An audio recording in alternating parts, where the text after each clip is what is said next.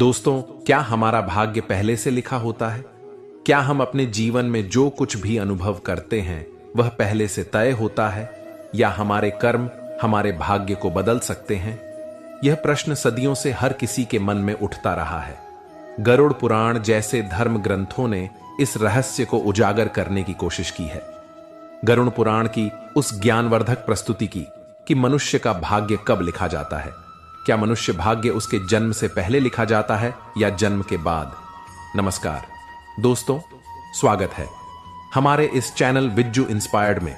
मित्रों, गरुड़ पुराण की इस ज्ञानवर्धक प्रस्तुति में आप खो जाए उससे पहले हम आपको बता दें कि इस वीडियो को आधा अधूरा देखने की गलती बिल्कुल भी नहीं करें, क्योंकि यह गरुड़ पुराण की ज्ञानवर्धक प्रस्तुति है जो आपके जीवन से जुड़ी हुई है। गरुड़ पुराण की इस रहस्यमय ज्ञान को जानने के बाद आपके जीवन से जुड़ी समस्त लोभ, क्रोध, मोह, दुखों का अंत होगा। मित्रों, भगवान श्री कृष्ण कहते हैं, कभी भी किस व्यक्ति को गरुड़ पुराण की बातों को आधा अधूरा नहीं सुनना चाहिए, क्योंकि आधा अधूरा ज्ञान हमेशा विष के समान होता है। इसीलिए मित्रों, आपसे यही आग्रह है, इस वीडियो को एक लाइक करके चैनल को अवश्य सब्सक्राइब कर लीजिए। और हां दोस्तों, कमेंट बॉक्स में जय श्री कृष्ण लिखकर ईश्वर को आप अपना आभार व्यक्त जरूर कर दीजिए। इससे आपके जीवन से सभी दुखों का अंत होगा। आइए दोस्तों, जानते हैं। गरुड़ पुराण में श्री कृष्ण ने बताए हैं कि हर मनुष्य के जीवन में जो भी कुछ होता है वह जन्म पहले से तय होता है, उसे कोई टाल नहीं सकता है। दोस्तों, गरुड़ पुराण हमें जन्म मरण से लेकर वर्तमान जीवन कैसे जिए यह सभी चीजों के बारे में सिखाते हैं। आइए दोस्तों, आज हम एक कथा के माध्यम से जानते हैं कि हमारा भाग्य जन्म से पहले लिखा जाता है या जन्म के बाद, जो गरुड़ पुराण के द्वारा बताया गया है, जो श्री कृष्ण ने स्वयं नारद को बतलाया था। आज हम उन्हीं को कथा से जानेंगे। दोस्तों, एक समय की बात है। द्वारका नगरी में एक दिन श्री कृष्ण अपने दिव्य आसन पर बैठे हुए थे।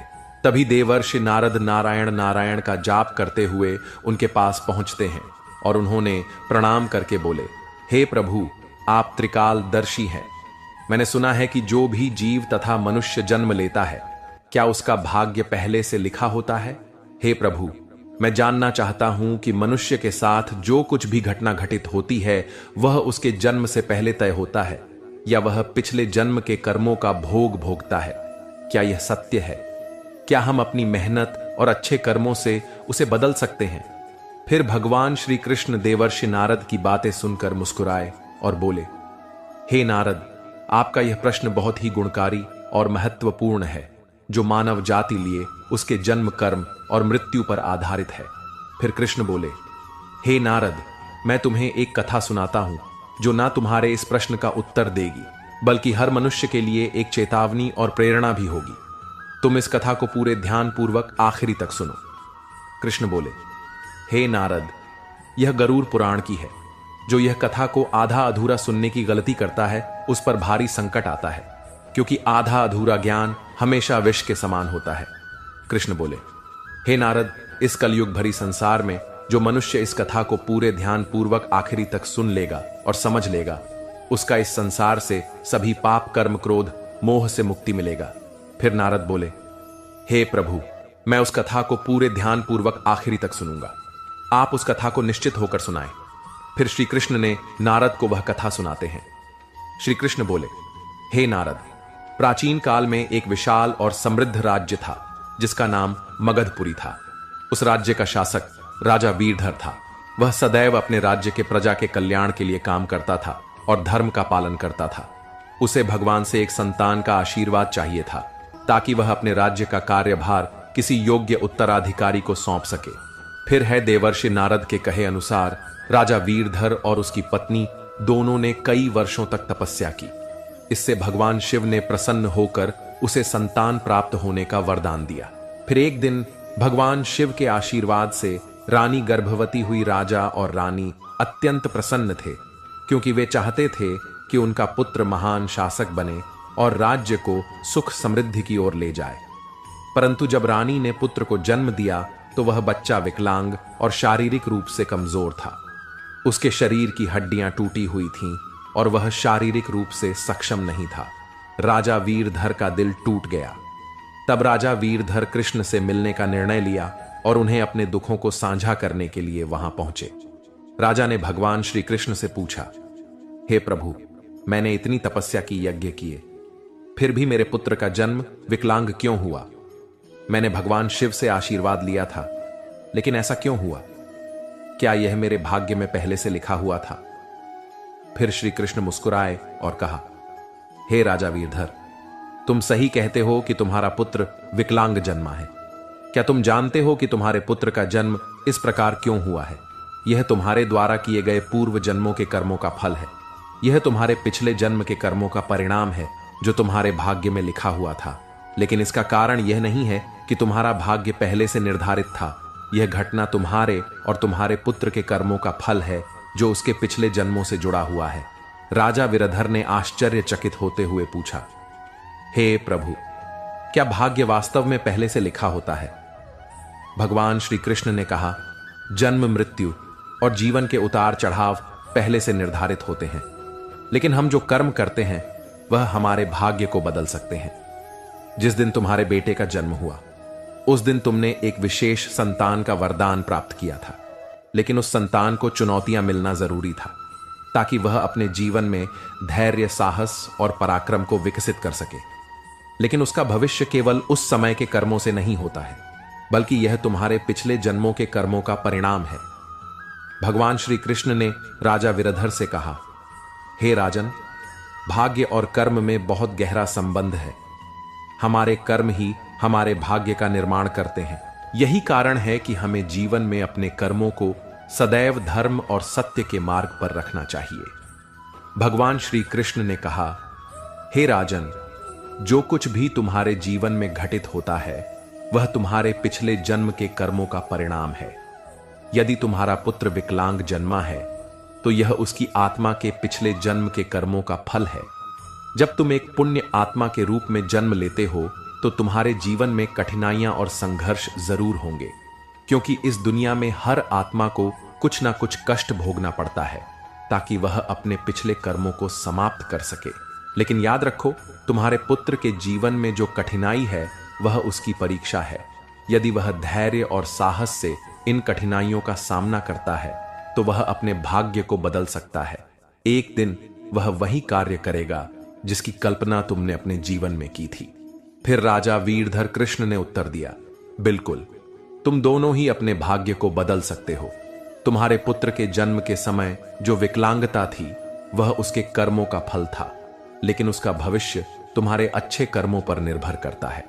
यदि तुम उसे साहस, धैर्य और आत्मविश्वास से भर दोगे तो वह अपने भाग्य को बदल सकता है।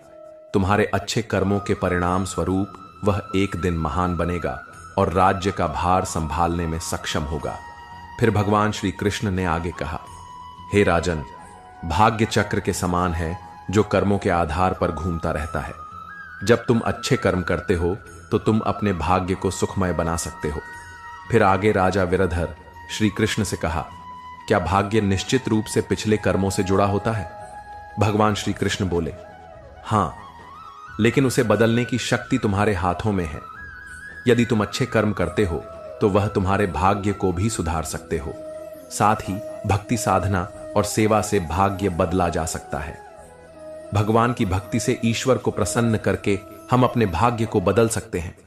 अगर तुम अपने पुत्र को साहस और आत्मविश्वास से जीवन के संघर्षों का सामना करने की शिक्षा दोगे तो वह अपने भाग्य को बदल सकता है। राजा वीरधर ने भगवान श्री कृष्ण की बातों को पूरी तरह से आत्मसात किया और अपने पुत्र को शिक्षा देने का संकल्प लिया। उसने अपने पुत्र को कठिनाइयों के बावजूद साहस और विश्वास के साथ जीवन जीने की प्रेरणा दी। समय के साथ उस विकलांग पुत्र ने अपनी आत्मविश्वास और कठिनाई से लड़ते हुए समाज में महत्वपूर्ण स्थान प्राप्त किया। उसकी संघर्षशीलता और साहस ने राज्य में उसका सम्मान बढ़ाया। कृष्ण बोले, हे देवर्षि नारद, तुम यह समझो कि भाग्य एक निरंतर प्रक्रिया है जो कर्मों के आधार पर बदलता रहता है। जो लोग जीवन में अपने कर्मों को सुधारते हैं और भगवान की शरण में जाते हैं, उनका भाग्य भी बदलता है। यह केवल कर्म ही नहीं है, बल्कि यह जीवन के संघर्षों और कर्मों का परिणाम है। मित्रों, फिर श्री कृष्ण ने देवर्षि नारद से कहा, यह कथा हमें यह सिखाती है कि जीवन में जो कुछ भी घटित होता है वह हमारे पिछले कर्मों का फल है। भाग्य और कर्म का कोई निश्चित प्रारूप नहीं है। हमारा कर्म हमारा भाग्य को बदल सकता है। गरुड़ पुराण हमें सिखाते हैं, यदि हम अच्छे कर्म करते हैं और सत्य की राह पर चलते हैं और ईश्वर का ध्यान करते हैं तो हम अपने जीवन की दिशा बदल सकते हैं।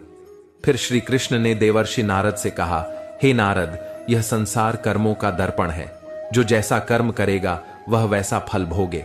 मनुष्य को यह ध्यान रखना चाहिए कि माता पिता की सेवा, दूसरे की सहायता और ईश्वर का ध्यान ही सबसे बड़ा धर्म है।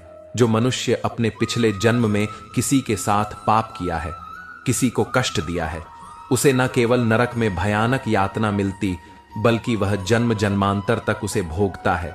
लेकिन जो अपना कर्म सुधारता है वह इस चक्र से मुक्त हो सकता है, क्योंकि यह संसार एक अवसर है। कर्म, धर्म, सेवा, सत्य ही मनुष्य का जीवन है।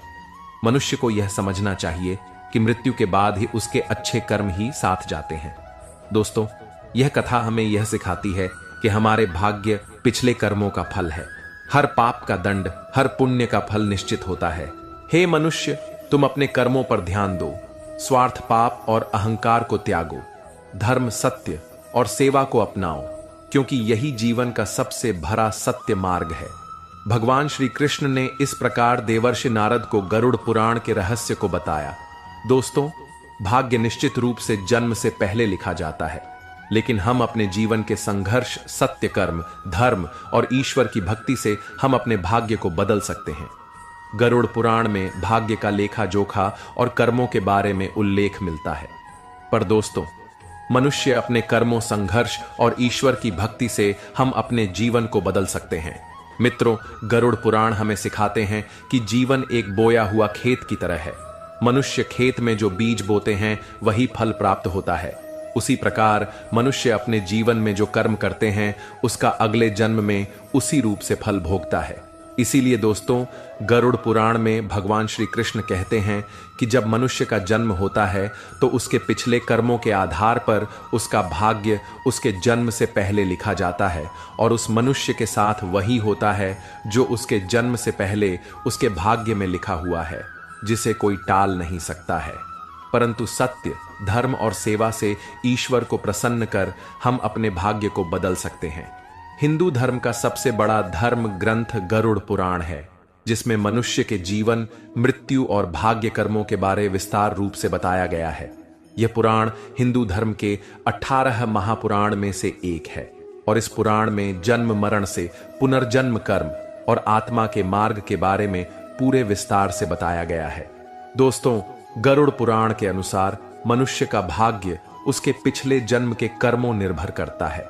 गरुड़ पुराण, जो विष्णु पुराणों के प्रमुख ग्रंथ में से एक है, यह पुराण जीवन के रहस्यों और मानव के कर्म फल के बारे में बताया गया है। गरुड़ पुराण में श्री कृष्ण को साक्षात भगवान विष्णु के अवतार माने जाते हैं। दोस्तों, गरुड़ पुराण में श्री कृष्ण कहते हैं, मनुष्य अपने जीवन में अच्छे कर्म और सत्य मार्ग पर चलकर ईश्वर को प्रसन्न कर अपने भाग्य में होने वाली घटना से बच सकते हैं और आने वाले भाग्य को हम बदल सकते हैं।